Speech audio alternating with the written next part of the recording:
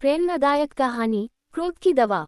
एक शिक्षाप्रद कहानी जो हमें क्रोध पर नियंत्रण सिखाती है।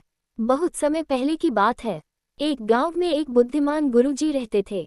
उनके पास दूर दूर से लोग ज्ञान लेने आया करते थे। उसी गांव में एक बालक था, नाम था अर्जुन। अर्जुन बहुत तेज और समझदार था, लेकिन उसमें एक बड़ी कमजोरी थी, वो बहुत जल्दी गुस्सा हो जाता था। एक दिन अर्जुन का गुस्सा उसके किसी मित्र से झगड़े का कारण बन गया। वह रोता हुआ गुरु जी के पास पहुंचा और बोला, गुरु जी, मैं नहीं चाहता कि मैं गुस्सा करूं, पर मैं अपने आप को रोक नहीं पाता। कृपया मुझे कोई दवा दीजिए जिससे मेरा क्रोध खत्म हो जाए। गुरु जी मुस्कुराए और बोले, बिल्कुल, मैं तुम्हें एक दवा देता हूं, लेकिन तुम्हें मेरी बात माननी होगी। अर्जुन तैयार हो गया। गुरु जी ने एक छोटी शीशी दी जिसमें साधारण पानी था और कहा, जब भी तुम्हें गुस्सा आए, इस शीशी से एक घूंट पानी लेना, लेकिन पीना नहीं। बस उसे 2 मिनट तक मुंह में रखे रहना और कुछ भी ना बोलना। फिर उसे बाहर थूक देना। अर्जुन को यह अजीब तो लगा, लेकिन उसने वैसा ही किया। अगली बार जब उसे गुस्सा आया, उसने वही किया। 2 मिनट तक चुप रहने से उसका गुस्सा धीरे धीरे शांत हो गया। कुछ ही दिनों में अर्जुन को महसूस हुआ कि उसका क्रोध अब पहले जैसा तेज नहीं आता। कुछ समय बाद वह गुरु जी के पास आया और बोला, गुरु जी, आपकी दवा ने चमत्कार कर दिया। अब मैं अपने क्रोध को नियंत्रित कर पा रहा हूँ। गुरुजी हंसते हुए बोले, बेटा, वह कोई दवा नहीं थी, वह तो सिर्फ पानी था। असली दवा थी चुप्पी और समय। जब तुम गुस्से में होते हो, तो तुम्हारे शब्द और क्रिया ही सबसे ज्यादा नुकसान करते हैं। अगर उस समय तुम कुछ देर चुप रहो, तो क्रोध खुद ही ठंडा पड़ जाता है। शिक्षा, क्रोध पर काबू पाने की सबसे अच्छी दवा है धैर्य, चुप्पी और समय।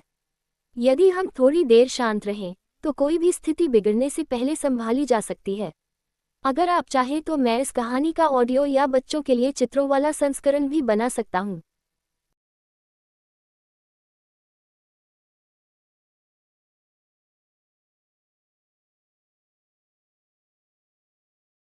प्रेरणादायक कहानी बुरा वक्त।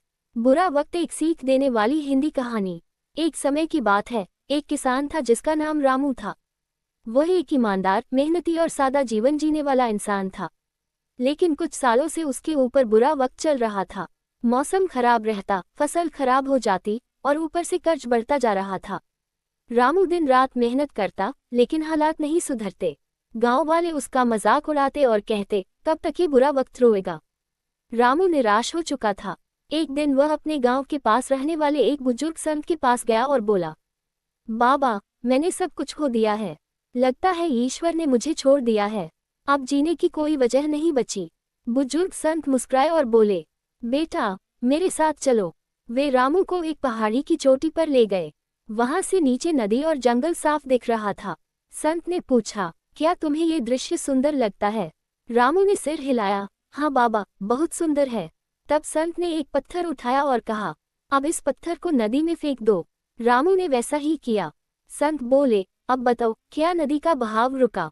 रामू ने कहा, नहीं बाबा, नदी तो पहले की तरह बह रही है। संत ने मुस्कुराकर कहा, बेटा, ये जीवन भी इसी नदी की तरह है। बुरे वक्त, दुख, परेशानियां, ये सब उस पत्थर की तरह हैं। वे आकर गिरते हैं, लेकिन जीवन रुकता नहीं। जो रुक जाए, वो जीवन नहीं।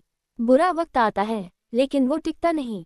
मेहनत और धैर्य रखो, ये समय भी बदल जाएगा। रामू की आंखों में आंसू आ गए, लेकिन इस बार वे आंसू दुख के नहीं, आशा और प्रेरणा के थे। उसने बाबा के चरणों में सिर झुकाया और फिर से पूरी लगन से काम में लग गया।